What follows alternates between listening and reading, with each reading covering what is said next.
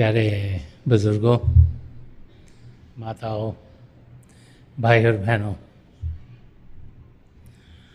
हम सब संत दर्शन सिंह जी महाराज को बहुत याद करते हैं और उनके लिखे हुए वचन हम सब ने अलग अलग समय पर अपनी ज़िंदगी में ज़रूर पढ़े होंगे। जब जब उनके शब्दों को पढ़ते हैं तब तक एक नई समझ रूहानियत के रास्ते के बारे में हम सब में आनी शुरू हो जाती है। रूहानियत का रास्ता चाहे आसान बहुत है, लेकिन इसमें बहुत गहराइयाँ हैं।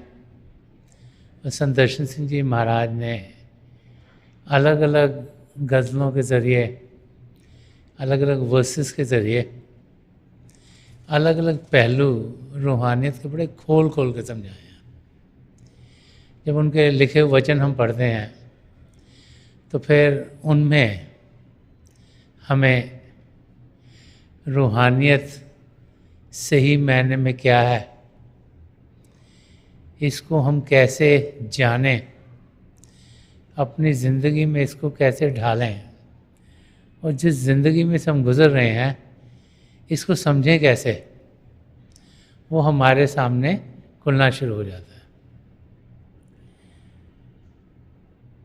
है। रूहानियत का रास्ता आत्मा का मिलाप परमात्मा से कराने का रास्ता है। सन्मत का रास्ता वो रास्ता है जो कि हमें ये समझाता है कि घर गृहस्थी में रहते हुए हम पिता परमेश्वर को जान सकते हैं, कि प्रभु को पाने के लिए ज़रूरी नहीं कि हम घर गृहस्थी को छोड़ें। ये ज़रूरी नहीं कि हम कहीं पहाड़ पर जाकर बैठ जाएं, दरिया के किनारे पे बैठ जाएं।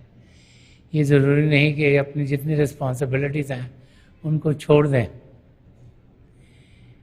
कि घर बार में रहते हुए, अपना ख्याल करते हुए, अपनी फैमिली का ख्याल करते हुए हम पिता परमेश्वर को पा सकते हैं। इसे संत दर्शन सिंह जी महाराज पॉजिटिव मिस्टिसिज्म कहा करते थे। तो जब हम घर गृहस्थी में रहते हैं, सोसाइटी में रहते हैं, तो फिर तरह तरह के इंसानों के साथ हमारे इंटरैक्शंस होते हैं। वो इंसान जो कि शायद रूहानियत के रास्ते पर ना चल रहे हों, वो इंसान जो दुनिया की चीज़ों को ही असली समझते हों, वो इंसान जिनके धर्म चाहे अलग अलग हों, भाषाएं अलग अलग हों, कल्चर्स अलग अलग हों, उनकी समझ, उनके सोच, उनके व्यवहार हम सबसे अलग हो सकते हैं। लेकिन हम उनको मिलते हैं, अपने नेबरहुड्स में मिलते हैं, जहाँ काम करते हैं वहाँ मिलते हैं, और सोसाइटी में मिलते हैं। तो उनके साथ जब इंटरैक्ट करते हैं तो उसकी समझ भी इंसान को सही तरीके से मिलनी चाहिए, तभी वो अपनी मंजिल की ओर बढ़ पाएगा। इस दुनिया में जो जीता है, और बहुत से लोग तो यही समझते हैं कि अगर दुनिया की चीज़ों की जानकारी बढ़ेगी तो हम बेहतर होंगे।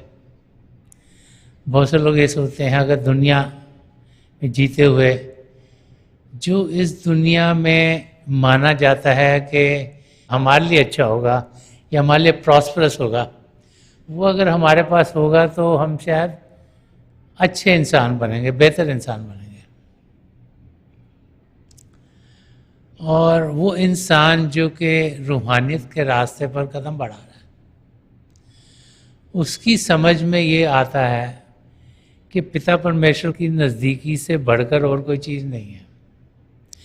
और जब वो इंसान जो कि पिता परमेश्वर को जानना चाहता है, पहचानना चाहता है, पाना चाहता है, उनसे मिलता है जिनका ध्यान सिर्फ दुनिया में है, तो उस चीज को इंसान समझे कैसे? संत दर्शन सिंह जी महाराज जो कि घर गृहस्थी में रहे, गवर्नमेंट ऑफ इंडिया में उन्होंने काम किया, बड़े हाई लेवल तक पहुंचे, हजारों लोगों को वो मिलते थे। तो अपने अनुभवों के जरिए उन्होंने अपने शब्दों में बयान किया है कि किस किस्म की कंडीशंस इस दुनिया में हैं जिनसे हम गुजरते हैं, ताकि अगर जब उनको जानेंगे तो फिर हम समझ पाएंगे कि हमने कदम कैसे बढ़ाने हैं। वो चाहते हैं कि हम सब अपनी मंजिल तक पहुँचें। वो चाहते हैं हम सब पिता परमेश्वर की नज़दीकी पाएं, और ये भी जानते हैं कि अगर हम अपनी एनवायरनमेंट को समझ नहीं पाए तो फिर हम अपनी मंजिल तक पहुंचने के लायक नहीं होंगे। जहां हम रहते हैं, जिनसे इंटरैक्ट करते हैं, जिनसे मिलते हैं, उसकी समझ आनी बहुत ज़रूरी है। और अपने लफ्ज़ों के ज़रिए संत दर्शन सिंह जी महाराज ने दर्शाया है कि जो हम देखते हैं वो क्या है,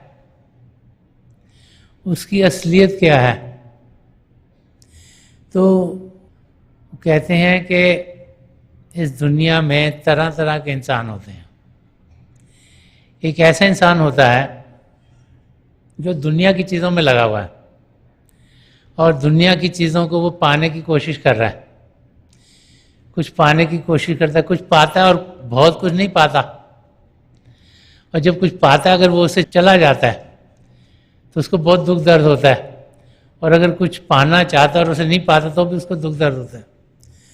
तो वो दुनिया की चीज़ें पाते पाते दुख दर्द से घिर जाता है।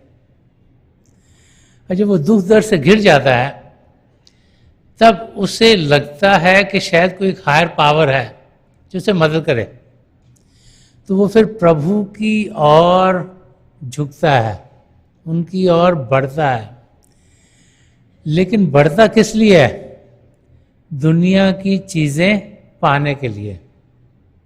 उस इंसान को आर्थ कहा जाता है कि ये इंसान दुनिया की चीज़ें पाने की कोशिश कर रहा है पर पा नहीं रहा। उसका उसे दुख हो रहा है और उसको पाने के लिए वो पिता परमेश्वर की शरण में जाना चाहता है, उनसे प्रार्थना करना चाहता है कि उन चीज़ों को वो पा सके। और उस तरीके से वो प्रभु को याद करता है। एक दूसरे किस्म का इंसान है, उसे कुछ समझ आती है कि इस दुनिया में आने का मकसद है कि हम पिता परमेश्वर की जानकारी पाएं। उसे भक्त कहा जाता है, उसे जिज्ञासु कहा जाता है कि ये खोज कर रहा है। वो इस नतीजे तक पहुंच जाता है कि इस दुनिया को कोई ताकत चला रही है, कि सब चीज़ें यहाँ अपने आप से नहीं हो रही, कि इसको कोई चलाने वाला है, और उस चलाने वाले को वो खोजने की कोशिश करता है। अपने धर्म ग्रंथों की ओर जाता है, अपने रिलीजियस की गहराई तक पहुंचता है और वो समझने की कोशिश करता है कि हम इंसान क्या हैं, ये बाकी जीव जो जी रहे हैं वो क्या हैं, हमारा रिश्ता नाता उस पावर के साथ क्या है। तो उसको एक जिज्ञासु, एक खोजी कहा जाता है कि वो सच्चाई को खोजने में लगा हुआ है। एक तीसरा इंसान है जो खोज कर कर कर, अपनी एनालिसिस कर कर कर, चीज़ें पता करके वो ज्ञानी हो गया, उसमें ज्ञान भर गया। उसने धर्म ग्रंथों में जो लिखा उसको सही तरीके से जानने की कोशिश की, उसमें क्या लिखा है उसको सब कुछ मालूम है। उसको इस दुनिया की चीज़ों का ज्ञान हुआ, पिता परमेश्वर की जानकारी मिली, और उसको हम ज्ञानी कहते हैं। वो धर्म ग्रंथों को सही तरीके से जानता है, उनको रिसाइट कर सकता है, उनको बार बार पढ़ सकता है, उनको बार बार सुना सकता है, औरों को भी उनके मतलब बता सकता है, तो उस इंसान को ज्ञानी कहा जाता है। और एक चौथे श्रेणी का इंसान है जिसे प्रेमी कहा गया है। वो प्रभु को बहुत प्रेम करता है। वो जानता है कि प्रभु को अगर प्रेम करेगा तो अपनी मंजिल तक पहुंचेगा। वो जानता है कि प्रेम के जरिए ही वो प्रभु से एक में एक होगा। तो उसकी ज़िंदगी में हर समय हलचल रहती है। उसके अंदर हलचल होती है कि मैं कैसे पिता परमेश्वर को पाऊं, और वो इस नतीजे तक पहुंच जाता है कि पिता परमेश्वर को पाने के लिए उसे मदद चाहिए, और वो फिर किसी सदगुरु को ढूंढता है और उनके ज़रिए मदद पाता है ताकि वो पिता परमेश्वर को पा सके। प्रेमी वो है जिसने गल को पा लिया, जिसको चीज़ समझ में आ गई, जिसको असलियत मिल गई है, और वो प्रेमी हर समय मस्त रहता है कि उसकी लगन पिता परमेश्वर को पाने के सिवाय और कुछ है नहीं, या उसकी लगन अपने सदगुरु की नजर करम पाने के सिवा और कुछ नहीं। क्योंकि उसे मालूम है कि जब उनकी नजर करम सखवली होगी, जब उनकी दया दृष्टि हम पर पड़ेगी, तो फिर हम पिता परमेश्वर की नज़दीकी पाएंगे। तो 4 किस्म के लोग इस धरती पर जीते हैं। हमने देखना है कि हम किस किस्म के हैं। अगर हम आर्थ हैं, अगर हम दुनिया की चीज़ों में लगे हुए हैं, तो फिर दुनिया की चीज़ें पाते हुए 84 लाख जिया जून के चक्कर में हम फंसे रहेंगे। जैसी करनी वैसी भरनी। तो उस 84 की जो व्हील है, जो चक्र है, उस पर हम टिके रहेंगे, उससे उतर नहीं पाएंगे, उससे अलग नहीं हो पाएंगे। और इस जन्म के बाद फिर अपने कर्मों के लिहाज से किसी न किसी और योनि में हमें जाना होगा। जो खोजी हैं उन्हें कोशिश करनी है कि उनकी खोज ऐसी हो कि जब उन्हें असलियत मिले तो वो ज्ञानी के रोल तक पहुंच सकें। जब असलियत मिले उसको सही तरीके से जाने, उसको पहचाने। जो ज्ञानी बन गया उसको ये समझ आनी चाहिए कि जो धर्म ग्रंथ में लिखा है उसको सिर्फ सुनना नहीं, उसको सिर्फ पढ़ना नहीं, उसको जिंदगी में ढालना है। और कोई भी आप धर्म ग्रंथ पढ़ोगे तो बार बार उसमें यही समझाया जाता है कि जिन्होंने प्रेम किया उन्होंने ही पिता परमेश्वर को पाया। तो अगर ज्ञानी की समझ क्लियर हो जाएगी सिर्फ धर्म ग्रंथों के बारे नहीं लेकिन जिंदगी के बारे में, तो फिर ज्ञानी से वो प्रेमी बन जाएगा। और जो प्रेमी बन गया वो ही अपनी मंजिल तक पहुंच पाएगा। क्योंकि जो एक प्रेमी बन गया उसका मकसद एक ही है, अपने सदगुरु से प्रेम करना, पिता परमेश्वर से प्रेम करना, ताकि उस प्रेम के जरिए वो अपने आप को पिता परमेश्वर में लीन कर दे। इस दुनिया में जीते हुए हम देखते हैं कि तरह तरह के इंसान हैं। न्यूज़पेपर भी पढ़ो तो कल परसों आ रहा था कि ये 10 रिचेस्ट पीपल इन इंडिया कौन है, और आता है कि ये सबसे अमीर लोग दुनिया में कौन है। फोर्ब्स की लिस्ट आती है कि सबसे ज़्यादा पैसे किसके पास हैं, सबसे ज़्यादा धन किसके पास है, सबसे ज़्यादा प्रॉपर्टी किसके पास है, और उसी को इंसान समझता है कि ये सबसे अमीर इंसान है। और हर एक इंसान की यही कोशिश होती है कि वो भी उस लिस्ट तक पहुंच पाए। कोई 1 लाख कमा रहा है वो सोचता है मैं 2 कमाऊँ, जो 2 कमा रहा है वो कहता है 4 कमाऊँ, जो 4 कमा रहा है वो कहता है 8 कमाऊँ, जो 8 कहता है वो 16 कमाता है, जो 16 कमा रहा है वो कह रहा है 32 कमाऊँ, 32 वाला कह रहा है 64 कमाऊँ, 64 वाला कह रहा है कि करोड़ तो कमाऊँ, लाखों में कुछ क्या रखा है।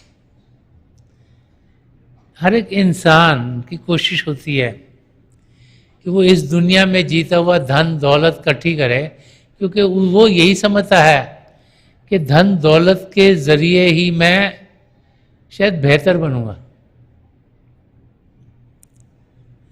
तो संत दर्शन सिंह जी महाराज इस शेर में हमें समझा रहे हैं कि वो लोग जो दुनिया में, जिन्हें लोग सोचते हैं कि बड़े अमीर हैं, ये किसी लेवल तक पहुंचे हुए हैं, ये एकेडमियन हैं, ये दुनिया के बहुत बड़े आर्टिस्ट हैं, दुनिया के बहुत बड़े संगीतकार हैं, ये एक्टर एक्ट्रेसेस हैं, ये बड़े बड़े प्लेयर्स हैं, कि ये अपने अपने एरिया में दुनिया की चीज़ों में इन्होंने कुछ ना कुछ कमाया है, नाम कमाया है, कुछ और चीज़ें कमाई हैं, जिसके ज़रिए इस दुनिया में people look up to them, उनकी और लोग देखते हैं कि इन्होंने मेहनत करी, या जैसे भी ये इस लेवल तक पहुँचे हैं। जो इस दुनिया को चलाने की कोशिश करते हैं, चाहे वो पॉलिटिशियंस हों, चाहे राजे महाराजे हों, या बहुत अमीर लोग हों, तो उनकी हालत क्या है। संत दर्शन सिंह जी महाराज शेर में फरमाते हैं कि लिबासे फक्र में हमको जो खाक सार मिले, कि लिबासे फक्र में हमको जो खाक सार मिले, उन्हीं के दर पे सलातीने रोजगार मिले। तो लिबासे फर्क का मतलब है लिबास, क्लोथिंग। फर्क का मतलब सिंपल। साधु संत महात्मा वो सिंपल क्लोथिंग में होते हैं। कि संत दर्शन सिंह जी महाराज फरमा रहे हैं कि वो इंसान जो सिंपल लाइफ जीते हैं, वो इंसान जो अंदर से नर्म होते हैं। नर्म कौन होगा? जो प्रेम से भरा होगा। जिसके अंदर प्रेम होगा उसी के अंदर करुणा होगी, उसी के अंदर किसी को मदद करने के लिए ताकत होगी, उसी के अंदर फीलिंग्स ऐसी आएंगी कि जहाँ तकलीफ हो रही है वहाँ पर मदद हो जाए। उसी के बोल मीठे होंगे, वो हर एक से प्रेम से मिलेगा। तो फरमा रहे हैं कि जैसे एक जो पेड़ होता है, जब उसमें फल लगता है तो झुकना शुरू हो जाता है, कि वो इंसान जो अंदर से सुच्चा है, साफ है, अच्छा इंसान है, वो अपने आप झुकने वाला हो जाता है। कि लिबासे फक्र में हमको जो खाक सार मिले, कि जो नम्रता से भरा हुआ है, जो प्रेम से भरा हुआ है, जब इस किस्म के कोई जीव हमें मिले, कोई इंसान हमें मिले, तो उनके साथ क्या हो रहा है कि उनके दर पे, कि जहाँ पर वो हैं, कि उनके दर पे सलातीने रोजगार मिले। सलातीने सुल्तान को कहा गया है, सुल्तान राजे महाराजों को कहा गया है, सुल्तान जो लीडर्स हैं उनको कहा गया है, जो सोसाइटी को लीड करते हैं। तो कहा गया कि जो सिंपल हैं, जो संत महात्मा हैं, जो साधु हैं, जो प्रेम से भरे हुए हैं, जो नम्रता से भरे हुए हैं, कि उनके दर पे कौन आता है? वो लोग जिनको हम सोचते हैं बड़े अमीर हैं, ये बड़े अपने फील्ड में बहुत इनका नाम है। तो संत दर्शन सिंह जी महाराज समझा रहे हैं कि ऐसे लोग साधु महात्मा पास क्यों आते हैं? जिसके पास इतनी धन दौलत है, जिसने चीज़ें कमाई हैं, जिसके पास प्रॉपर्टीज है, या जिसके पास हुनर है, चाहे वो एक्टिंग का हो, चाहे खेलने का हो, चाहे कुछ म्यूजिक का हो, या किसी और का हो, तो ऐसा इंसान जो कि दुनिया के लिहाज हम सोचते हैं कि इन्हें बहुत को कमा लिया है, तो वो क्यों एक संत महापुरुष के पास आएगा? कहीं ना कहीं जिंदगी में इंसान ये अनुभव जरूर करता है कि जो कुछ मर्जी वो इस दुनिया का पाले, उसको सदा सदा का सुख चैन नहीं मिल रहा। ये अनुभव हर एक इंसान किसी न किसी स्टेज पे करता है। और जब उस स्टेज पे हम पहुंचते हैं कि दुनिया की चीज़ों को पाने के बाद भी हम में खुशी नहीं, हम शांत नहीं, हम में हलचल ही हलचल है, हमें फिक्र है कि अगर हमारा काम बढ़ा हुआ है तो कोई हमारा हिस्सा ना ले ले, हमें फिक्र है कि कोई हमारे कंपेटिटर्स हमसे आगे ना निकल जाएं, हमें फिक्र है कि अगर हम बड़े अच्छे प्लेयर हैं तो हमारी उम्र हो रही है तो कोई यंग प्लेयर्स आके हमारी पोजीशन ना ले लें। तो किसी ना किसी फिक्र में वो इंसान लगा रहता है, उसके अंदर शांति नहीं है। और जब वो रियलाइज करता है तो शांति पाने की कोशिश करता है, तो कहाँ जाएगा? जहां से शांति मिलने का उसे कुछ चांस है। वो तो रिसर्च करेगा ना, मैं को अगर शांति चाहिए, खुशी चाहिए, ना चाहिए, मैं कहाँ जाऊं? तो संत दर्शन सिंह जी महाराज फरमा रहे हैं कि जब इंसान उस हालत तक पहुंचता है तो फिर वो जरूर किसी संत महापुरुष के शरण में पहुंचे। एक जगह और उन्होंने फरमाया है कि वुसअते कायनात की सैर का मासल तो है,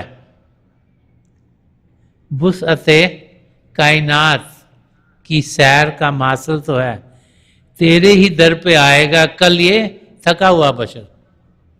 वो कह रहे हर एक इंसान कोशिश कर रहा है इस दुनिया की जानकारी करने की, इसीलिए हम कभी मून पर भेजते हैं इंसान को, कभी अभी वो नया कोई एक और जाने वाला है स्पेस में चेक करने के लिए कि वो ऊपर क्या है, ब्लैक होल्स क्या हैं, बाकी चीज़ें क्या हैं, कि यूनिवर्स में क्या क्या हो रहा है।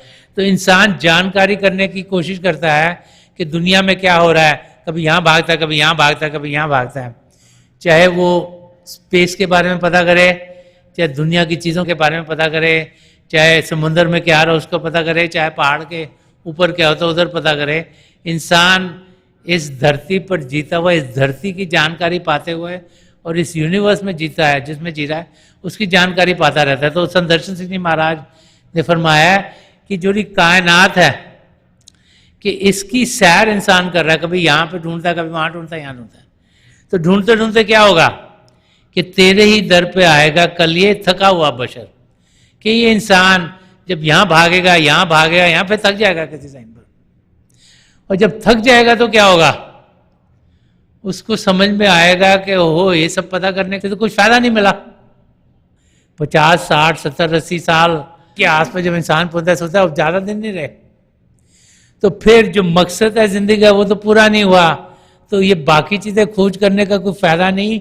इसीलिए फरमा रहे हैं कि तेरे ही दर पे आएगा कल ये थका हुआ बशर, कि वो इंसान जिसे दुनिया सोचती है कि इसके पास बहुत कुछ है, वही जब खुश नहीं है, जब शांत नहीं है, जब उसका मकसद पूरा नहीं हो रहा, तो वो जरूर किसी संत महापुरुष की शरण में पहुंचता है ताकि वो अपनी मंजिल तक पहुंच जाए। तो जब इंसान दुनिया की चीज़ों से थक जाता है तो ज़रूर वो सही रास्ता ढूंढने की कोशिश करता है। पुराना ज़माना था जबकि महापुरुष जब उनके पास कोई शिष्य आता था उसकी बड़ी टेस्टिंग करते थे। कबीर साहब की ज़िंदगी का एक और ही वाक़या है कि इब्राहिम बिन आदम ये एक जगह का राजा होता था। उसको लगा कि मुझे रूहानियत का रास्ता चाहिए, कि जानकारी चाहिए, तो वो कबीर साहब के पास पहुंचा। तो उस ज़माना था जब कोई शिष्य आता उसको सेवा में लगा दिया जाता था, तो उसको सेवा में लगा दिया। वो 1 महीना निकला, 2 महीने निकले, 1 साल निकला, 2 निकले, 3 निकले, 6 साल हो गए उसको सेवा करते करते। कबीर साहब ने उसको नाम की देनी दी, तो जो कबीर साहब की वाइफ थी उन्होंने कहा इतने सालों से बेचारा सेवा कर रहा है, इसको आप नाम क्यों नहीं देते? कबीर साहब ने कहा ये भी रेडी नहीं है। तो उन्होंने कहा 6 साल हो गए, कितने साल लगेंगे इसको रेडी होने में? तो कबीर साहब ने कहा ठीक है तो एक्सपेरिमेंट कर ले, रेडी नहीं है अभी, जब रेडी होगा तब इसको नाम मिलेगा। तो उन्होंने कहा नहीं नहीं ये रेडी है, 6 साल से बेचारा सेवा कर रहा है, इतने प्यार से सबसे बातचीत करता है, सबसे बेस्ट सेवादार यहाँ का यही है। तो कबीर साहब ने कहा ठीक है। वो छत पे गए और एक बाल्टी कूड़े से भरी हुई जब वो नीचे से गुजर रहा था उसके सिर पर फेंकी। तो उसने ऊपर देखा तो कहता अगर तुम बुल बुखारा में होते तो मैं देख लेता कौन है तो मेरे ऊपर कूड़ा फेंक रहा है। तो कबीर साहब ने अपनी वाइफ को कहा देखा अभी ये रेडी नहीं है, ये अभी भी अपने आप को कुछ समझता है, कि अपने आप को अभी राजा समझता है वहाँ का। तो जैसे वाक्य बताया जाता है 6 साल और गुजर गए, 12 साल हो गए उसको। तो एक दिन कबीर साहब ने अपनी वाइफ को कहा ये अब रेडी हो गया। तो उन्होंने कहा आपको कैसे पता लग गया रेडी हो गया ये? उन्होंने कहा ये रेडी है, इसको फिर से कूड़ा फेंक के देख। तो वाइफ गई, बाल्टी पकड़ी कूड़े की और फिर वो जो नीचे था उसके सिर पर फेंकी। तो उसने आवाज़ दी कि हे अल्लाह, मैं तो इससे भी बदतर हूँ, आपने तो शुक्र करा मेरे ऊपर कूड़ा फेंक दिया। तो तब कबीर साहब ने उसको नाम की देन दी।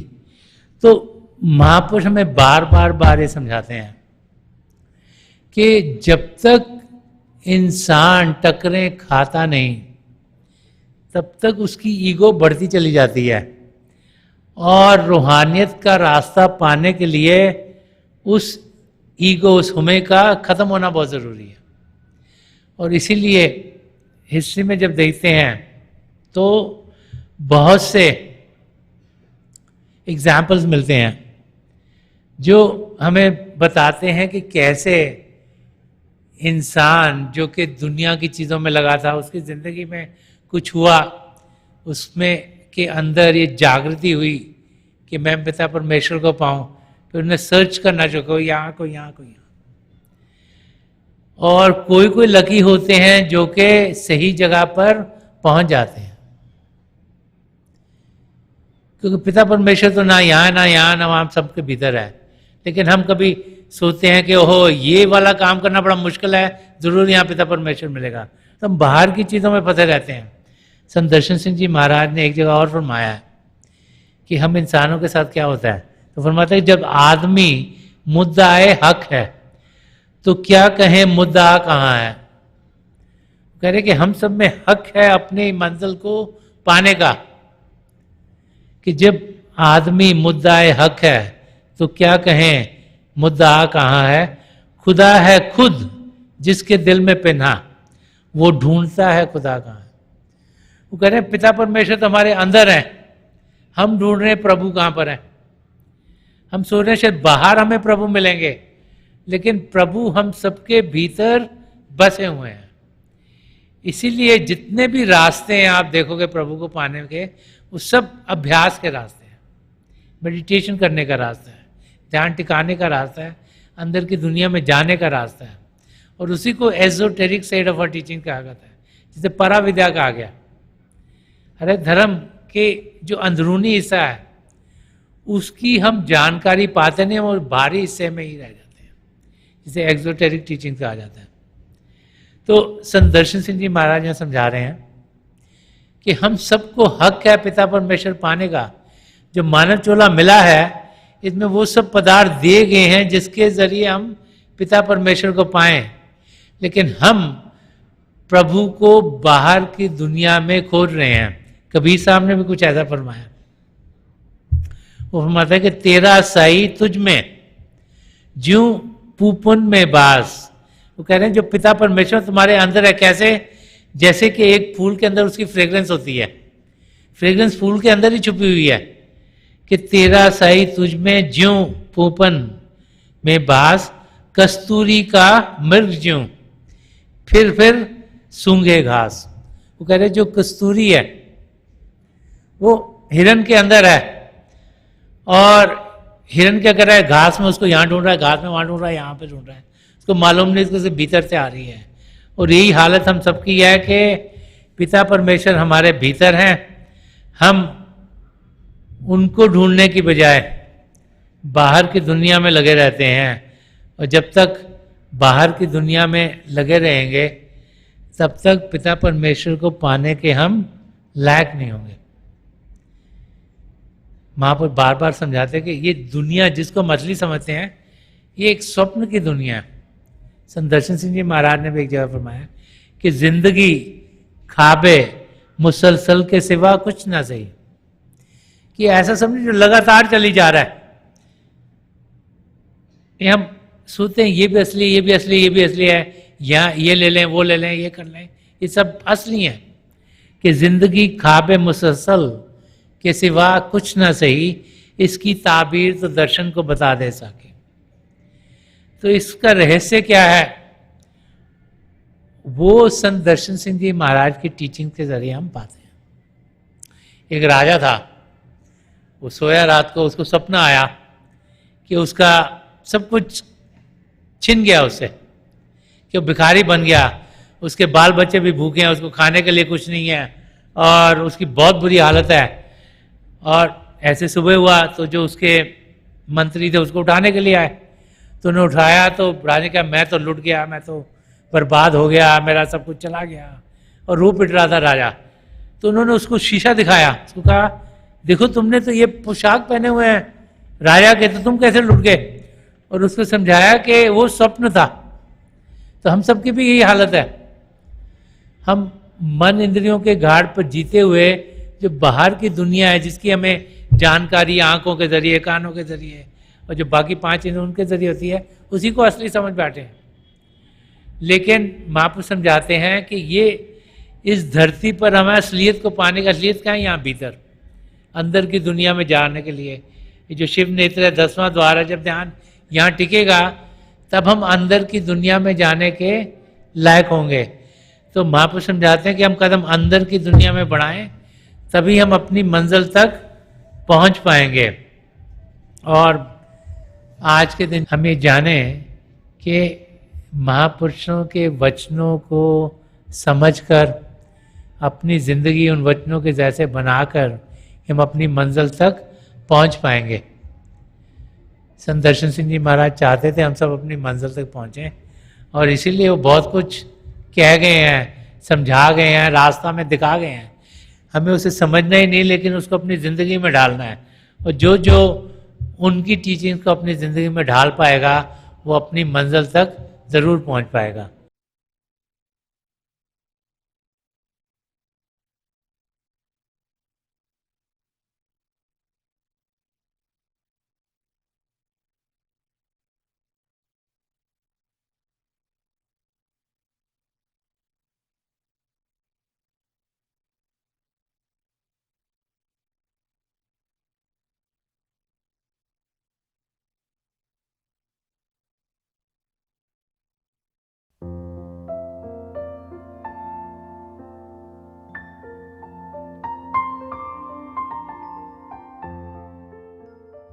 तो थोड़ी देर के लिए हम सब अभ्यास के लिए बैठ जाएं।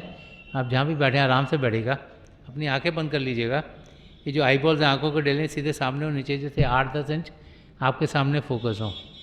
तो आंखें बंद करते ही वो भाई बहन जिन्हें नाम की देन मिली है आप सिमरन कीजिएगा। और वो भाई बहन जो यहाँ नए हैं, आप पिता परमेश्वर के किसी भी जाति नाम का जाप कर सकते हैं।